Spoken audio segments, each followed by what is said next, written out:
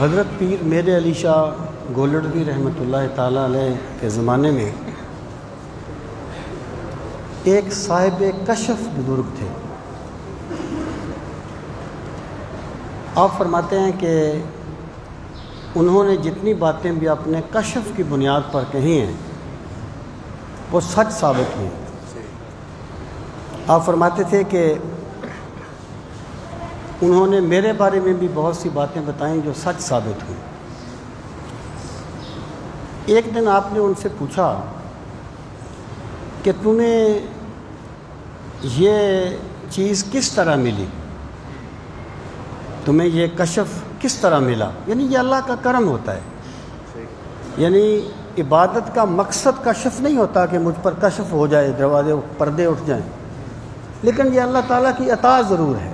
بندے کو چاہیے کہ اللہ تعالیٰ کی بندگی کے لیے عبادت کرے، باقی اس کا کرم، اس کا رحم وہ جو کچھ عطا فرما دے۔ تو آپ نے پوچھا کہ تجھے کیسے ملا؟ اس نے کہا کہ میں پولیس میں ملازم تھا، ایک مرتبہ ہم ایک ملزم کو پکڑ کے لے جا رہے تھے، تو راستے میں ایک ٹوٹی سی قبر آئی، یعنی شکستہ حالت میں قبر تھی، تو وہ جو ملزم تھا وہ وہاں کھڑا ہو کے دعا مانگنے لگا۔ تو میں نے اسے کہا کہ جس طرح قبر شکستہ ہے اسی طرح کوئی قبر والا بھی شکستہ حالت ہوگا، یہاں کھڑا ہو کے کیا کر رہا ہے؟ یعنی میں نے ایک تان کیا۔ کہتے ہیں خیر رات کا وقت ہوا تو میں سو گیا، تو میرے خواب میں ایک بزرگ تشریف لائے، نورانی صورت بزرگ تھے۔ وہ میرا ہاتھ پکڑ کے مجھے حضور شہنشاہ بغداد شیخ عبد القادر جیلانی رضی اللہ عنہ کی بارگاہ میں لے گئے، آپ کی کچہری میں لے گئے، اور مجھے آپ کے پاس پیش کر دیا اور میرے لیے دعا کی التماس کی۔ کہتے ہیں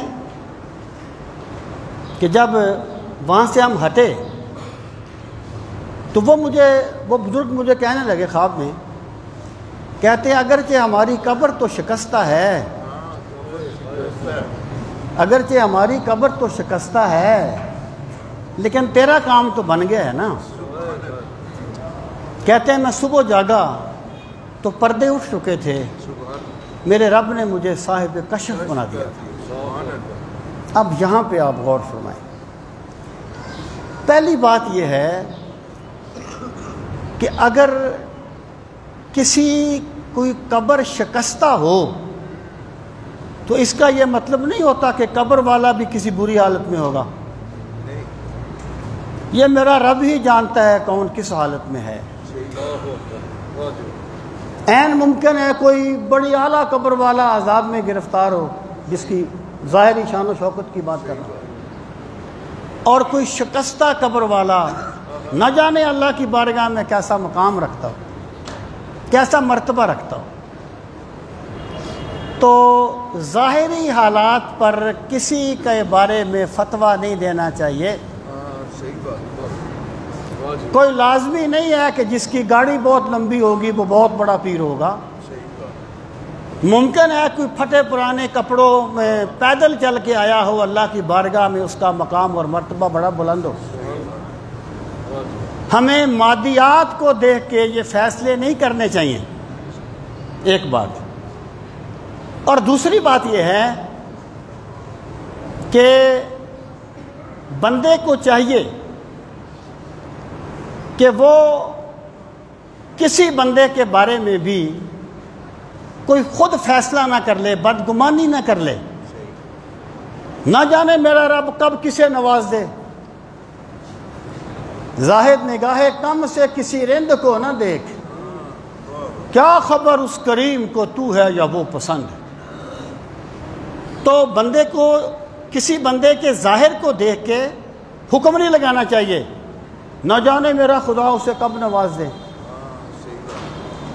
اور تیسری بات یہ ہے کہ بندے کو ہمیشہ اللہ کے کرم کی طلب کرنی چاہیے، کرم کی طلب کرنی چاہیے، قطع نظر اس کے کہ بندہ اپنے دلائل دیتا رہے کہ میں نے یہ کیا تو مجھے یہ ملنا چاہیے، میں نے یہ کیا مجھے یہ ملنا چاہیے۔ بندے کو چاہیے کہ وہ ہمیشہ رب سے اس کا کرم مانگے۔ میرا رب جو ہے وہ مانگنے والے کو بھی دے دیتا ہے، کبھی بغیر مانگے بھی عطا فرما دیتا ہے، جیسے اس کو عطا فرما دیا۔ تو ہمیں یہ چاہیے کہ ہم ان چیزوں کو اپنی زندگی میں ملحوظ خاطر رکھیں۔ اللہ تعالی ہم سب کو دین کا فہم صحیح نصیب فرمائے۔ وما علینا الا البلاغ المبین۔